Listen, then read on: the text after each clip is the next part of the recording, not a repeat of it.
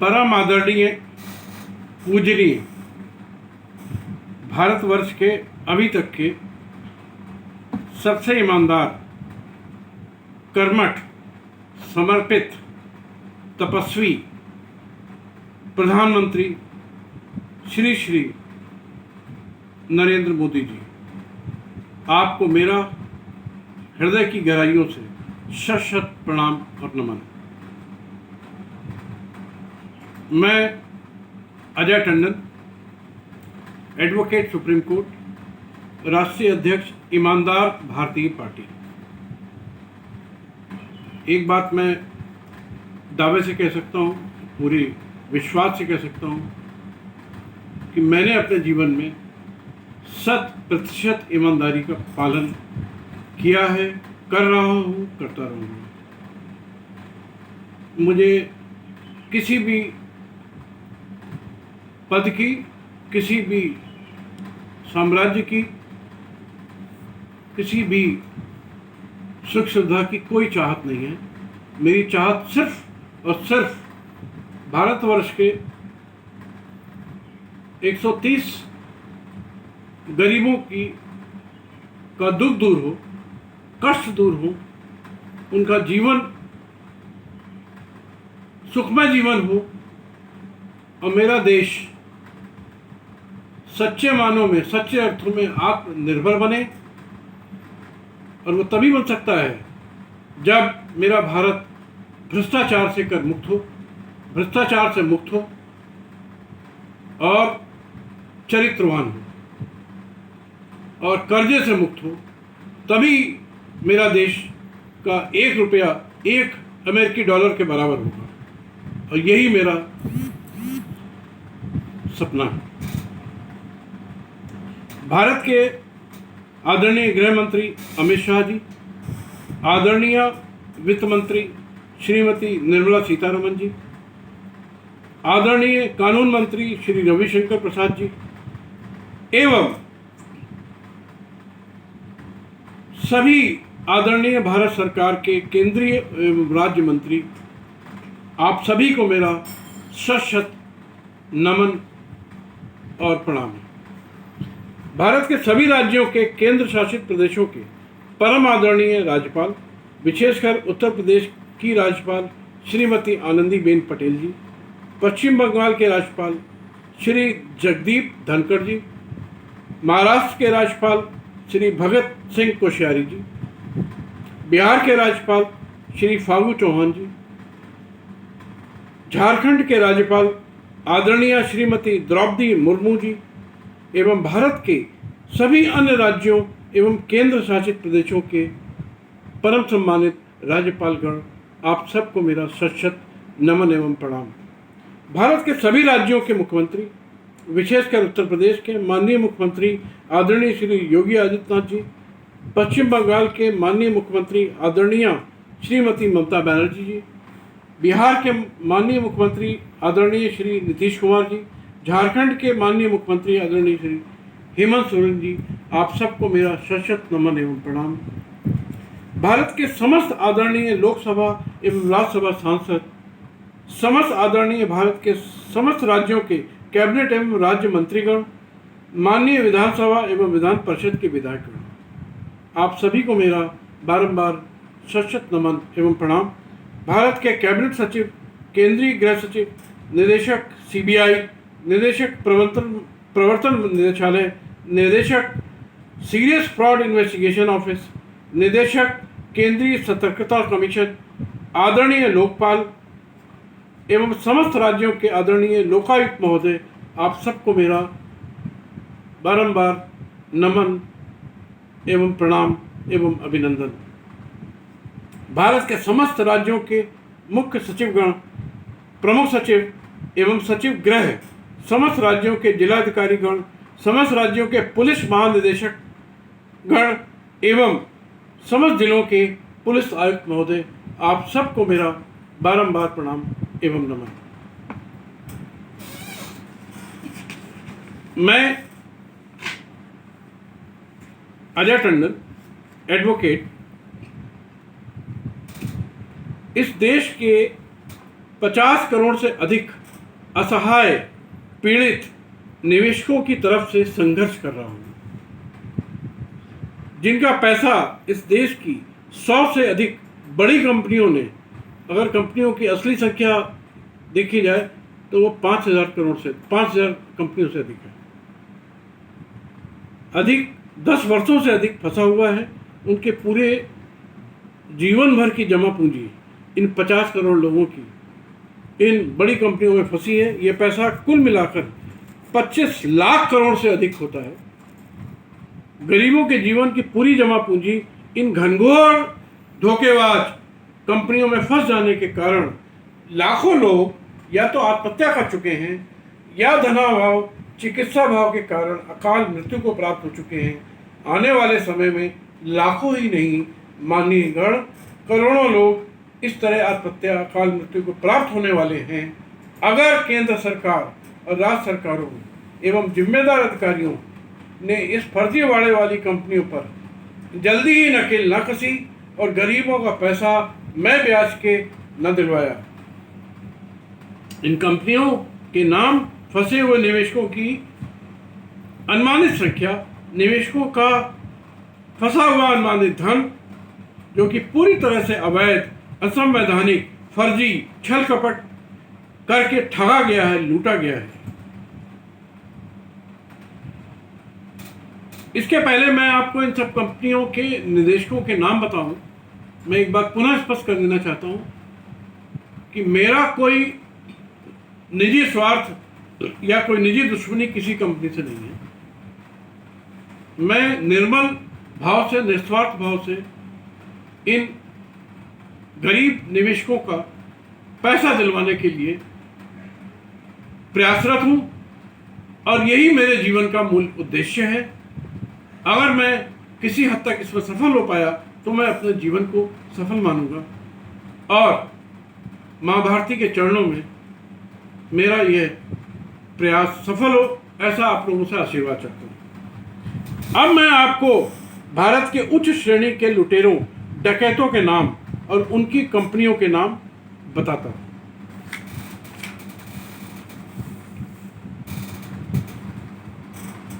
पहला नाम केडी सिंह का है, इसलिए ये नाम लिया मैंने सबसे पहले क्योंकि इसका संबंध और गहरा संबंध राजनीति से भी है,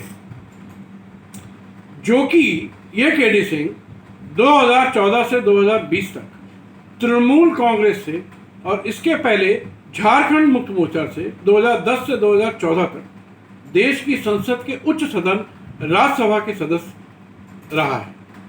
केडी सिंह ने एलकेमिस्ट नाम से 80 से अधिक फर्जी कंपनियां बनाई, 80 से अधिक फर्जी कंपनियां बनाई। अपनी पत्नी, 2 बेटों, 100 से अधिक निदेशकों, 100 से अधिक कर्मचारियों, 100 से अधिक चार्टर्ड अकाउंटेंट, कंपनी सेक्रेटरी की मदद से भारत की 1 करोड़ गरीब जनता से माननीय लोग, सम्मानित गण 1 लाख करोड़ रुपए से अधिक की धोखाधड़ी की, छल कपट से लूटा और गमन किया। इसके विरुद्ध, इनकी खासकर 4 बड़ी कंपनी के विरुद्ध, alchemist infra realty, alchemist township, alchemist holding, alchemist capital के विरुद्ध मामला सेबी में गया। लाखों लोगों ने शिकायतें की तो सेबी ने 3 साल गहन जांच की और पूरा मौका इस केडी सिंह को दिया।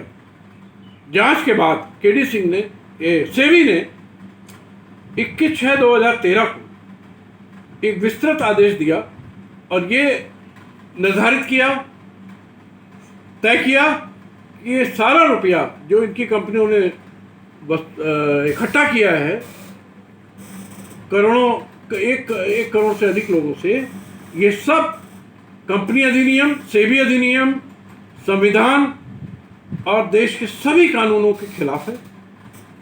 और केडी सिंह, उसके सभी डायरेक्टर्स, सभी कंपनियां फ्रॉड, चीट और क्रिमिनल मिस एप्रोप्रिएटर है, ऐसा सेबी ने लिखा।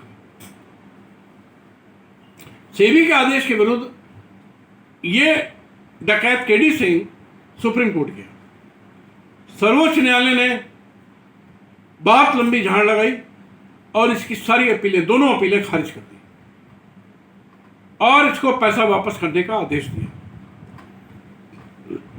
भारत का इस सर्वोच्च न्यायालय का अपील संख्या है 7524 और 7525 दिनांक सितंबर 2014। भारत का प्रथम श्रेणी के गंभीर अपराधी केडी सिंह को देश की राज्यसभा ने 2010 से 2020 तक अपना सदस्य बनाए रखा और गंभीर अपराधी केडी सिंह राज्यसभा, केंद्र सरकार, राज्य सरकारों की मदद से भारत के 1 करोड़ लोगों से 1 लाख करोड़ रुपए लूटता रहा और आप सभी महान नेता लोग, अधिकारी लोग इस शातिर अपराधी देशद्रोही केडी सिंह का साथ देते रहे, आज भी दे रहे हैं। जबकि केडी सिंह को परिवार समेत निदेशकों, कर्मचारी, सीए जो 200 से अधिक हैं के साथ आजीवन जेल में होना चाहिए। देश के केडी सिंह द्वारा देश के 1 करोड़ लूटे गए गरीबों की मदद से मैं प्रार्थना करता हूं कि केडी सिंह को उसके परिवार और समूह के साथ जेल भेजें। Alchemist inferiority, township holdings, capital और अन्य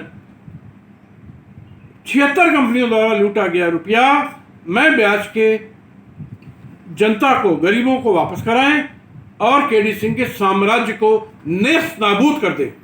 इसकी सारी कंपनियों में ताले डाल दें और सारा रुपया, सारी कंपनियों का एसेट, इसका सारा साम्राज्य नीलाम करके गरीबों का पैसा वापस किया जाए और जो बचे वो मेरे देश के भारत सरकार के खाते में जमा किया जाए और मेरी मां भारती की सेवा की जाए। ऐसा मेरा निवेदन है और गरीबों के साथ न्याय किया जाए।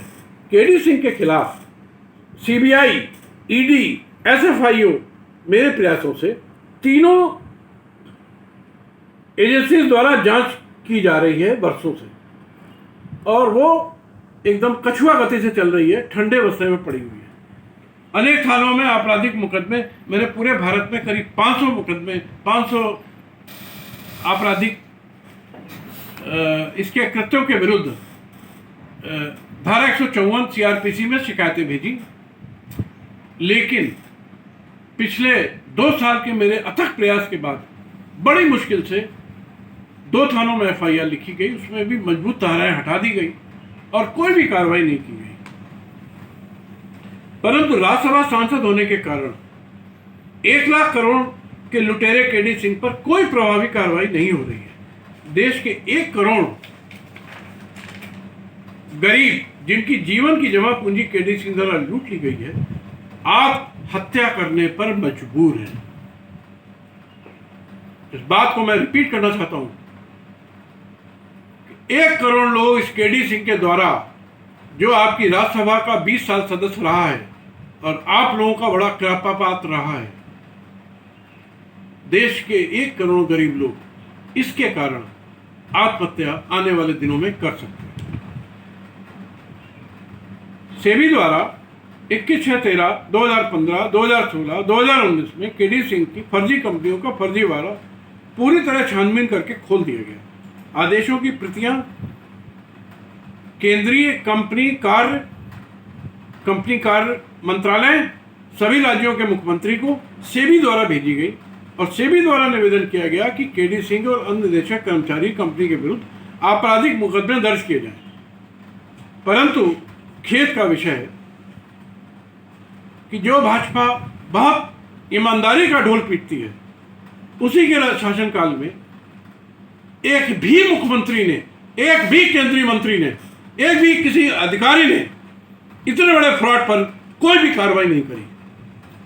मैं परम आदरणीय प्रधानमंत्री जी को कम से कम 25-25 पन्ने की साक्ष्यों के साथ 10 से ज्यादा याचिकाएं भेज चुका हूं।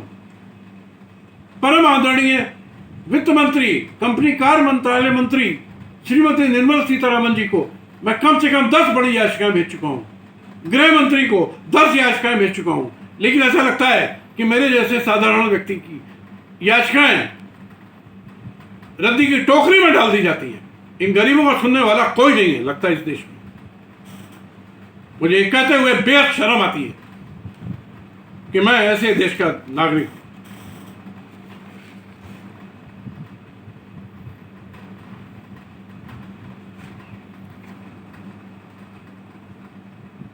आप सबसे मेरा पुनः निवेदन है, अगर मैं क्रोध में, जो मैं पिछले अनेक 2 साल से पहले से मैं संगठन हूँ, अगर मैं बहुत इसमें संघर्ष कर रहा हूँ और मैं बहुत ज़्यादा परेशान हो चुका हूँ, तो कुछ बोल गया हूँ तो उसको क्षमा करेंगे। तो ये मामला रहा केडीसी का। इसके मामले में मैं आपको इसकी सभी कंपनियों की बैलेंस शीटें, इसके सारे कुकर्मों का लेखा जोखा, तकरीबन 2-2.5 हज़ार पन्ने का पिटीशन पुनः भेज रहा हूँ आप सबको। और मेरा पूरा विश्वास है कि आप इन गरीबों की आवाज़ को सुनेंगे और मेरे जैसे साधारण व्यक्ति की गलतियों को क्षमा करते हुए इन गरीबों के ऊपर इन गरीबों का कल्याण करेंगे। ऐसा मेरा पुनः निवेदन है इस एल्केमिस्ट कंपनी के बारे में। अब मैं आता हूँ देश के दूसरे बड़े फ्रॉड पर, जिस फ्रॉड समूह का नाम है सहारा, और जिस फ्रॉड समूह का सरगना है और पूरे देश भर में फैले हुए, ये कहते हैं कि इनके 10 लाख कर्मचारी हैं। मैं कहता हूं ये 10 लाख डकैत हैं जो इनको मदद कर रहे हैं। और इस सबसे बड़े डकैत का नाम है सुब्रत राय सहारा। इस सुब्रत राय सहारा ने अपने जीवन के पूर्व करीब 40 सालों में एक भी संवैधानिक वैध कार्य नहीं किया, शुरुआत से लेकर आज तक।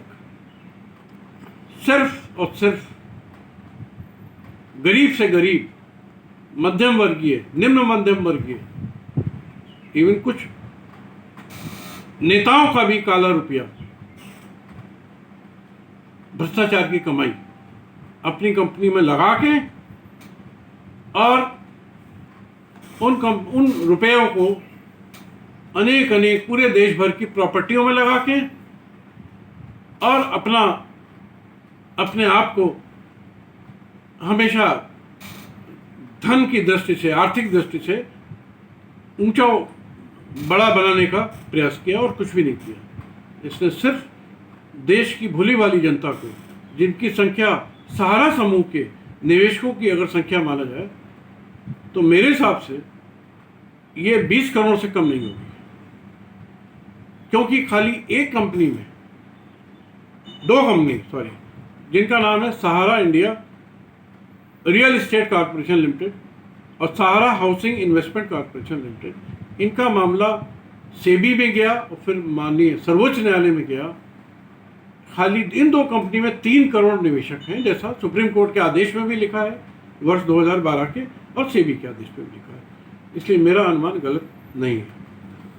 सिर्फ इन 2 कंपनियों में इसने 3 करोड़ लोगों से 40,000 करोड़ रुपए लूटा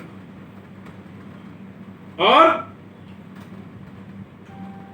अपना एक भी वादा पूरा नहीं किया, किसी को भी कोई भी पैसा कभी भी लौटाया नहीं।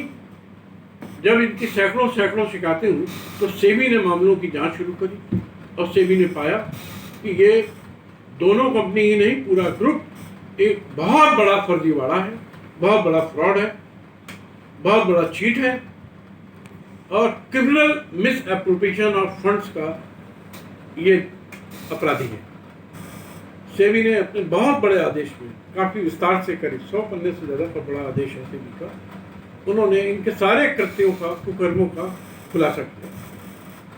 सेबी के आदेश को अंततः ये ले जाना था, सुप्रीम कोर्ट ले गया, लेकिन सुप्रीम कोर्ट में जाने से पहले सुप्रीम कोर्ट की नज़र इसके काले कारनामों में पड़ी और माननीय सर्वोच्च न्यायालय ने इनको तिहाड़ जेल भेजा और ये 2 साल लगभग तिहाड़ जेल रहा। और उसके बाद अपनी माँ के इलाज का इसने अपनी माँ का एक तरीके से उनका आशीर्वाद ही इसको मिला कि उनके माँ ने ये जेल से वापस आया और आज तक अपने काले पैसे, काली कमाई के आधार पर ये बाहरी है। जब मामला सुप्रीम कोर्ट गया, सुप्रीम कोर्ट ने अपना उसकी बहुत विस्तार से सुनवाई की। इनके सपोर्ट में बहुत बड़े बड़े वकील देश के खड़े हो गए, लेकिन सच सच होता है। कहते हैं सत्य परेशान हो सकता है, पराजित नहीं हो सकता। इसलिए हमारे 3 करोड़ गरीबों का सत्य जीता और इसका असत्य और इसका फ्रॉड हारा, और सुप्रीम कोर्ट से इसकी अपीलें दोनों बुरी तरह खारिज की गई और ये निर्देश दिया गया कि ये रुपया सभी निवेशकों को वापस किया जाए। सुप्रीम कोर्ट ने उसी दौरान ये जांच लिया था कि ये एक्चुअली क्या किया इसने, माननीय गण, कि इसने ये रुपया इन दोनों कंपनी में उन निवेशकों से लिखवा लिया और अपनी तीसरी कंपनी सहारा क्रेडिट कोऑपरेटिव सोसाइटी में ट्रांसफर कर दिया, स्टार मल्टीपर्पज कोऑपरेटिव सोसाइटी में ट्रांसफर कर दिया, हमारा इंडिया क्रेडिट कोऑपरेटिव सोसाइटी में ट्रांसफर कर दिया। ऐसी इसने अनगिनत कंपनियां बनाई और ये रुपया जो फंस गया था सेबी के अच्छे कार्य के कारण, मैं सेबी की बार बार प्रशंसा करूंगा। सेबी एक संस्था है जो मेरे हृदय के बहुत करीब है, क्योंकि मुझे ऐसा लगता है कि सेबी ने काफ़ी मामलों में पूरी ईमानदारी, निष्ठा और कर्तव्य पालन के साथ काम किया है और इसी कारण ये केडी सिंह जैसा कुख्यात अपराधी का जो सही दंड मिलना चाहिए सेबी द्वारा ही दिया गया था। इसी तरह सहारा जैसा देश का टॉप क्लास डकैत को सेबी द्वारा ही दंडित किया गया। इसलिए सेबी की मैं जितनी तारीफ करूं उतना कम है। सेबी की मैं बार बार प्रशंसा करता हूं, सराहना करता हूं और ईश्वर से प्रार्थना करता हूं कि सेबी ही जैसी संस्थाएं इस देश में सभी हों और सभी इसी तरीके से काम करें जैसे सहारा के और केडी सिंह के मामलों में और अन्य मामलों में सेबी ने किया है। तो सेबी ने ये बात समझ ली थी और सुप्रीम कोर्ट ने इस बात को समझ लिया था। तो उन्होंने कहा था कि अगर ये निवेशक नहीं आते हैं तो ये रुपया भारत सरकार के खाते में जमा कर दिया जाए। ये रुपये की संख्या इस समय करीब 25,000 करोड़ है और मैं परम आदरणीय प्रधानमंत्री जी से, आदरणीय वित्त मंत्री जी से और सभी परम आदरणीय मंत्रियों से, भारत सरकार से निवेदन करूंगा कि इसका सेबी में जमा 25,000 करोड़ रुपया भारत सरकार के खाते में जमा कर लिया जाए और इस सुब्रत राय सहारा को एक भी रुपया न दिया जाए। और चूंकि ये रुपया सब काली कमाई का भी हो सकता है, इसलिए इनकम टैक्स के कानून के अनुसार इसके ऊपर और कंपनी लॉ के अनुसार, सेबी लॉ के अनुसार इस 25,000 करोड़ को लेकर के कम से कम 50,000 करोड़ का दंड लगाया जाए। ये इस देश का कानून भी कहता है, संविधान भी कहता है और मैं बारंबार निवेदन करता हूँ, तभी इस पापी को कुछ थोड़ी सी सजा मिलेगी। इसके अलावा सहारा क्रेडिट कोऑपरेटिव सोसाइटी में करीब 50,000 करोड़ का इन्वेस्टमेंट इसने लिया और इसमें भी करोड़ों की संख्या में निवेशक हैं। स्टार मल्टी कोऑपरेटिव सोसाइटी में 8,391 करोड़ का निवेश लिया, इसमें भी 1 करोड़ से अधिक मेंबर्स हैं। हमारा इंडिया क्रेडिट कोऑपरेटिव सोसाइटी में 15,000 करोड़ का निवेश लिया, इसमें भी बहुत बड़ी संख्या में करीब 1.5 करोड़ निवेशक हैं। और ये मैं नहीं कह रहा हूँ, ये कहा है देश की बहुत बड़े कार्यालय, कृषि मंत्रालय के अधीन कार्य कर रहे central registrar of cooperative society ने, माननीय विवेक अग्रवाल जी और कोई एक और 2 लोग अधिकारी हैं, बड़े अधिकारी हैं, उन्होंने ऐसे आदेश किए हैं और इसमें यह पाया है कि इसने करोड़ों करोड़ों लोगों का इस तरह से पैसा और इनको आदेश दिया है सेंट्रल रजिस्ट्रार ने कि ये रुपया नियम अपनी स्कीम के अनुसार वापस किए, जो जिसका सब का समय निकल चुका है, लेकिन ये पैसा वापस करने का नाम नहीं लेता है। तो इसमें मेरा निवेदन यह है, और जो इसके पहले मैं बोल चुका हूँ, केडी सिंह की भी 100 कंपनी के लिए निवेदन है, विशेष निवेदन है, हाथ जोड़ के निवेदन है कि इसकी 200 कंपनियां हैं, सहारा ग्रुप की, केडी सिंह की 100 कंपनियां हैं, इनका एक ईमानदार, एक नहीं, दो नहीं, 10 सीए लगाए जाए, ईमानदार फॉरेंसिक ऑडिटर से ऑडिट कराया जाए, और जिसकी मॉनिटरिंग सर्वोच्च न्यायालय के रिटायर्ड जज साहब के अंतर्गत हो, ताकि यह किसी तरीके का धोखाधड़ी ना कर पाए। सच्ची इसकी फॉरेंसिक ऑडिट हो 200 कंपनियों का। तब मैं जितना कह रहा हूँ कि 20 करोड़ लोगों को, 25 करोड़ लोगों को का 25 लाख करोड़ लुटा है, सच सामने आ जाएगा। तो इसलिए केडी सिंह के 100 कंपनियों का और इसकी 200 कंपनी का कृपया फॉरेंसिक ऑडिट के कराने के आदेश पारित करें। यह अधिकार कंपनी कार्य मंत्रालय को है, उसके बाद SFIO को है, और ऑब्वियसली आप सब लोग तो सभी अधिकार संपन्न हैं। इसलिए इस फर्जीवाड़े को खुलासा करने के लिए सभी कंपनियों का फॉरेंसिक ऑडिट अत्यंत आवश्यक है। और दूसरा कि ये जितने भी इनके निवेशक हैं, जो बहुत बड़ी संख्या में हैं, इसके लिए एक पूरा कमीशन गठित किया जाए और उन निवेशकों का पूरा डिटेल निकाला जाए और उनको अखबारों के माध्यम से सूचित किया जाए, और हर निवेशक का रुपया मैं ब्याज के पूरे भारत में उनको वापस किया जाए और इस फर्जीवाड़े का अंत किया जाए। और इस धोखाधड़ी से बनाए हुए पूरे साम्राज्य, एमबी वैली, एक मैं बताना भूल गया, एमबी वैली लिमिटेड नाम से कंपनी बनाई, जिसमें एमबी वैली नाम से तकरीबन 80 या 90 हजार करोड़ रुपए का इन्वेस्टमेंट किया उसने,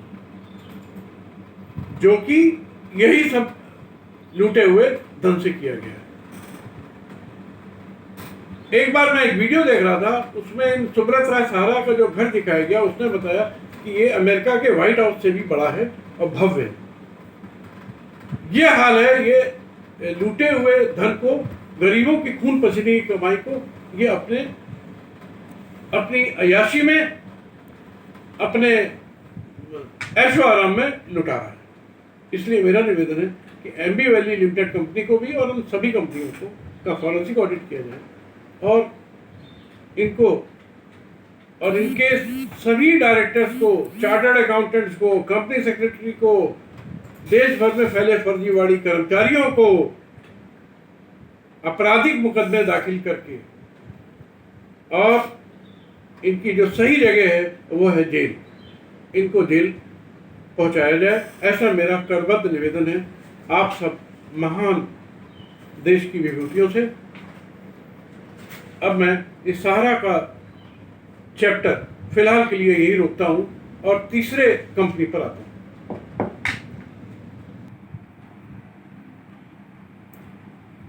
तीसरा नाम है इन फर्जीवाड़े वाली कंपनियां और उनके निदेशकों की लिस्ट में प्रिज्म ग्रुप ऑफ इंडस्ट्रीज। इसमें prism Infracon Limited, Prism Industrial complex limited, prism organic green limited, prism नाम से तकरीबन 15 कंपनियां इन लोगों ने रजिस्टर्ड कराई, जिनके निदेशक हैं कौशिक घोष, नवीन प्रताप सिंह, राजेश कुमार अग्रवाल, वीरेंद्र सिंह, राजेश मल, अनु लोहारिका वगैरह। कंपनी कार्य मंत्रालय के अंतर्गत कार्यरत राज्य registrar of companies Kolkata, Kanpur, Himachal Pradesh और चंडीगढ़ की मिली भगत से Prism Infracon Limited, Prism Industrial Complex और प्रिज्म ऑर्गेनिक में के शातिर अपराधी निदेशक जो मैंने नाम बताए हैं, इन्होंने फर्जी डिबेंचर इशू किया, जिसमें पूरी मिली भगत रही रजिस्ट्रार कंपनीज की और कंपनी कार्य मंत्रालय की, और तकरीबन इन डिबेंचर से ही अकेले 200 करोड़ रुपए इकट्ठा किया। इस डिबेंचर के लिए बेसिक कानून है कि इसके बदले में आप सिक्योरिटी रजिस्ट्रार कंपनी से रखते हैं। इन्होंने चारों जगह सिक्योरिटी जो रखी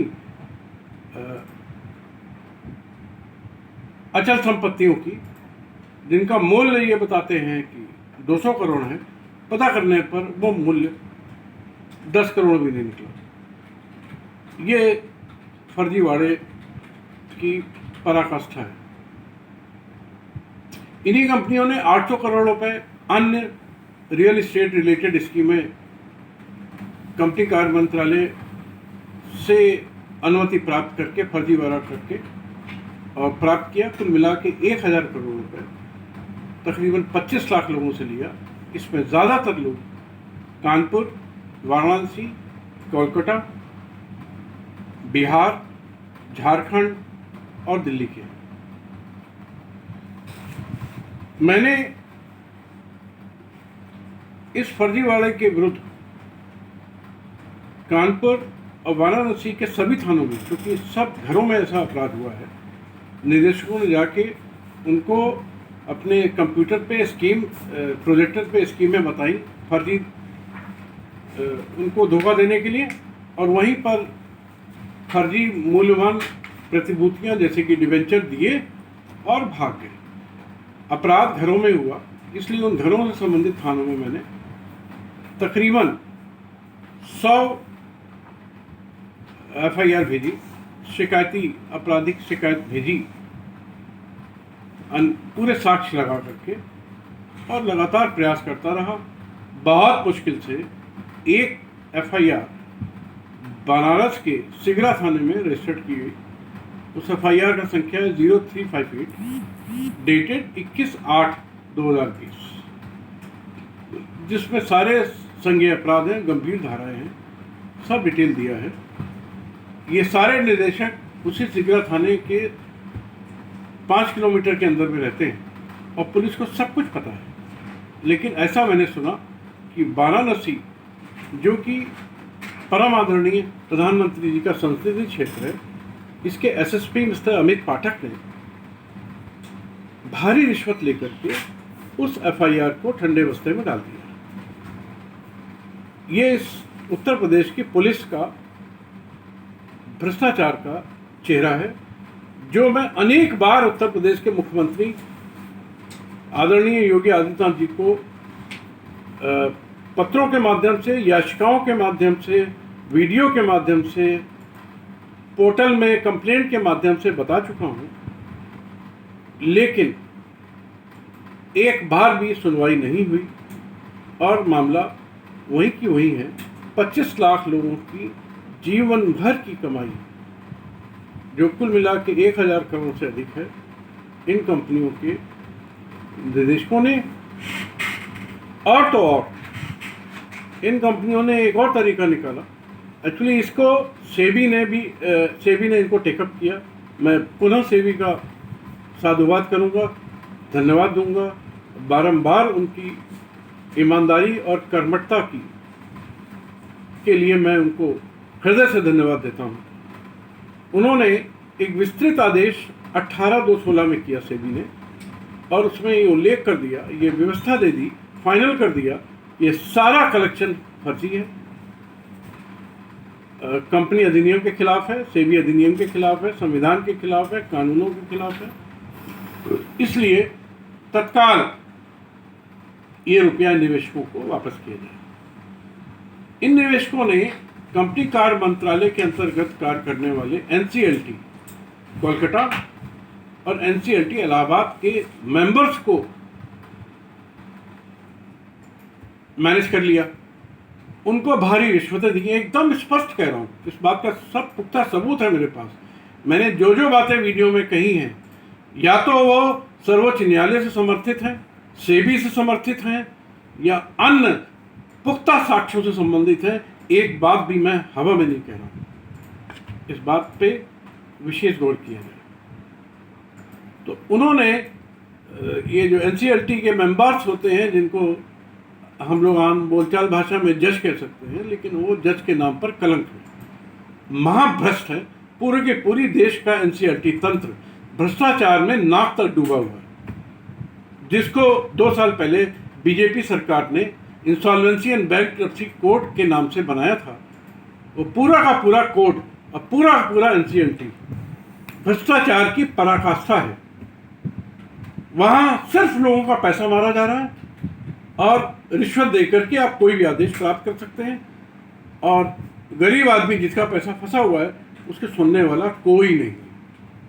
उन्होंने इन कंपनियों को सेबी के आदेश होने के बावजूद, स्पष्ट आदेश होने के बावजूद, दिवालिया घोषित कर दिया। बताइए, इन्होंने कंपनियों ने एफिडेविट दिया था कि हमारे पास तो साहब 1000 करोड़ से अधिक की एसेट है, हम सब पैसा पेमेंट कर देंगे, और यहाँ आके कहते हैं हम दिवालिया हो गए, और दिवालिया घोषित कर दिया और विघटित कर दिया एकदम टोटल का टोटल। ये मेंबर्स एनसीएलटी के, इनको अगर कानून के हिसाब से देखा जाए तो इनको तत्काल जेल जाना चाहिए, लेकिन ये देश महान देश है, यहाँ कोई जेल नहीं जाता। तो इस तरह से इन गरीबों को लूट लिया गया है सर, और मेरा बारंबार अनुरोध है मेरे देश के महान आप लोगों से, अधिकारियों से, कि इसमें मेरे द्वारा भेजी गई आपराधिक शिकायतें दर्ज की जाएं, ये जो एनसीएलटी ने फर्जीवाड़ा किया इसका खुलासा किया जाए, और इनको ढूंढ करके गिरफ्तार किया जाए, और इनकी जो संपत्तियां हैं वो जब्त की जाएं, और इन लोगों का, गरीबों का लूटा हुआ धन मैं ब्याज के जो 1000 करोड़ से अधिक बैठता है वापस किया जाए। ये मेरा पुनः निवेदन है, क्योंकि सभी तरफ से एक ही मांग उठती है कि जब हम पे कुछ बचा ही नहीं है, हम तो एकदम तबाह हो गए, बर्बाद हो गए, तो अब परिवार समेत आत्महत्या कर लेंगे। उसी कड़ी में ये लोग भी हैं, 25 लाख लोग, अगर इनके साथ जल्दी कुछ ना किया गया तो इनका जीवन खतरे में है। इसलिए मैं अनुच्छेद 21 जो हमारे भारत के संविधान का सबसे महत्वपूर्ण अनुच्छेद है, जो कहता है किसी का जीवन और जीवन की स्वतंत्रता बगैर विधि, स्थापित विधि के नहीं लिया जा सकता है, उसके तहत केंद्र सरकार, राज्य सरकार और समस्त अदालतों का एक नैतिक दायित्व, विधिक दायित्व है कि वो इन गरीबों के जीवन की रक्षा करें और इनका पैसा वापस कराएं, ताकि ये अपना आगे जीवन चला सकें। ये है इस कड़ी में तीसरी कंपनी जिसका ये फर्जीवाड़ा मैंने आपके सामने खुलासा किया। अब मैं आता हूँ अन्य कंपनियों। तो अन्य कंपनियों में सर मेरा निवेदन है कि एक आपके यहाँ एक्ट बनाया गया, multi state cooperative societies act. हमें लगता है ये एक्ट भारत के संसद ने पास किया, वो संसद सदस्यों को यही किया गया, उनके द्वारा फर्जीवाड़ा को आराम से अंजाम दिया जा सके, इसके लिए किया गया। चूँकि इसमें करीब 1300 फर्जी कोऑपरेटिव सोसाइटीज़ बनाई गई, 1300, जिसकी लिस्ट पूरी पब्लिक डोमेन में है, नेट पे है। इस कोऑपरेटिव, इसी में ये सहारा और अन्य, जैसे कि थोड़े नाम मैं ले सकता हूँ, लोकहित कोऑपरेटिव सोसाइटी लिमिटेड, फर्जीवाड़ा 1000 करोड़ से अधिक। आनंद निधि क्रेडिट कोऑपरेटिव सोसाइटी, फर्जीवाड़ा 1000 करोड़ से। ऐसे तमाम कंपनी, 1300 कंपनियाँ हैं। इसको अगर टोटल जोड़ लेंगे तो ये कम से कम हमारे देश के कम से कम 10 से और 15 करोड़ लोगों के साथ में आपराधिक साजिश हुई है, उनका पैसा लूटा गया है, और वो पैसा भी 10 लाख करोड़ से अधिक होगा। ये इन 1300 कंपनी में मैं कहता हूँ दावे के साथ कम से कम 80-85% कंपनियां टोटल फ्रॉड है। इनको अंत में लिक्विडेशन में डाल दिया जाता है, ख़त्म कर दिया जाता है, और गरीब अपनी मौत मर जाता है। इसलिए ये पूरी 1300 कंपनी का फॉरेंसिक ऑडिट किया जाए और इनके धोखाधड़ियों का खुलासा किया जाए, और गरीबों का पैसा उनको वापस किया जाए। इसके अलावा कुछ एक कंपनियां जैसे कि PACL, Pearl Agrotech Corporation Limited, इसकी अनेक कंपनी, इसकी कम से कम 200-250 कंपनियां हैं। इसके डायरेक्टर्स हैं त्रिलोचन सिंह, सुखदेव सिंह, गुरमीत सिंह, भंगू करके हैं कुछ, जिन्होंने तकरीबन, ये सुप्रीम कोर्ट के निर्णय के फिगर हम बता रहे हैं कि तकरीबन 6 करोड़ लोगों से तकरीबन 3 लाख करोड़ का फर्जीवाड़ा किया। ये मामला सुप्रीम कोर्ट तक पहुंचा जरूर, सुप्रीम कोर्ट ने न्याय भी किया, लेकिन गरीबों को पैसा नहीं मिला। ये कंपनियां इतनी शातिर होती हैं कि किसी भी कोर्ट के किसी भी आदेश को दाएं बाएं करके अटका देती हैं। सो इन्होंने भी कहीं ना कहीं अनेक तरीके से अटका रखा है। इसको शॉर्ट में बोलते हैं PSEL। इसका बहुत बड़ा फर्जीवाड़ा है। सुब्रता भट्टाचार्य इनके एक और डायरेक्टर हैं। इसी तरह आ जाइए, कुछ रियल एस्टेट के क्षेत्र की फर्जी कंपनियां हैं, जैसे कि JP एसोसिएट्स, JP इंफ्राटेक।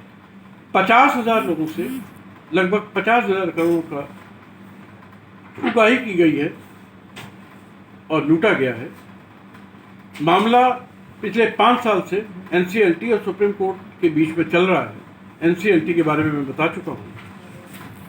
ना इनको फ्लैट मिले हैं JP से, ना इनका पैसा वापस होगा। ये लोग भी बिल्कुल मृत्यु की कगार पर हैं। दूसरा नाम है आम्रपाली। इस पर सुप्रीम कोर्ट ने निर्णय दिया, उसमें फॉरेंसिक ऑडिट कराया, पूरा फ्रॉड सामने आया और इसमें भी रकम वही 50,000 करोड़ से अधिक की है और 50,000 लोग इसमें फंसे हुए हैं। इसी तरह एक नाम है अर्थ इंफ्रास्ट्रक्चर। इसमें भी यही फिगर है, 50,000 करोड़ और 50,000 लोग इसमें फंसे हुए हैं। इसी तरह से एसोटेक ग्रुप, सुपरटेक ग्रुप, सारे समग्र रियल्टी ग्रुप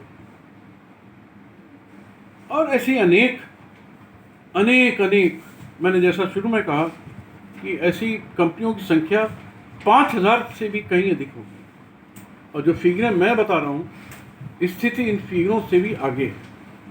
इसलिए मेरा बारंबार निवेदन है, आप सभी मेरे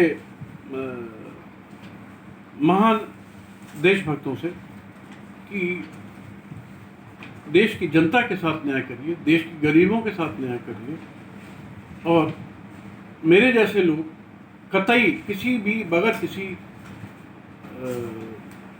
वेस्टेड इंटरेस्ट के आगे आने को तैयार हैं, लड़ रहे हैं, कर रहे हैं। ऐसे मेरे जैसे बहुत लोग हैं। ऐसे मैं अपने मुंह से क्या बोलूं, लेकिन इसमें कुछ भी थोड़े से भी ईमानदार लोग आगे आ जाएंगे तो मैं समझता हूं कि हमारे देश के गरीबों का कल्याण हो जाएगा, भला हो जाएगा और वो अपना जीवन जी सकेंगे और जो सैकड़ों, हजारों, लाखों की संख्या में अकाल मृत्यु होती है, आत्महत्याएं होती हैं, उससे बच सकेंगे। लाखों करोड़ों परिवारों का जीवन की रक्षा हो सकेगी। यही किसी भी लोकतांत्रिक देश के सरकारों का और उनके अधिकारियों का नैतिक दायित्व और कर्तव्य होता है, संवैधानिक कर्तव्य होता है, जिसको आइए हम और आप मिलकर, मैं तो बहुत ही मच्छर के बराबर हूँ, उससे भी कम हूँ, आप सब लोग मिलकर के उन कर्तव्यों को पूरा करें और इन गरीबों को न्याय दिलवाएं। मैं इसके लिए आप सबका हृदय से आभारी हूँ कि आपने मुझे थोड़ा समय देकर के मेरी बात को सुना। अब मैं सभी को कोशिश करूँगा कि विस्तार से पिटीशंस, कंपनी की बैलेंस शीट्स और अन्य सूचनाएं भेजूँगा। बस मेरा निवेदन है कि अगर आप व्यस्त हैं तो अपने मातहतों से के माध्यम से इसको थोड़ी सी इसकी जांच करा के और इस पर उचित कार्रवाई कर दीजिए ताकि इन गरीबों का कल्याण हो सके। इन्हीं शब्दों के साथ मैं आप सबका पुनः धन्यवाद देता हूँ। जय हिंद, जय भारत, जय माँ भारती। प्रणाम।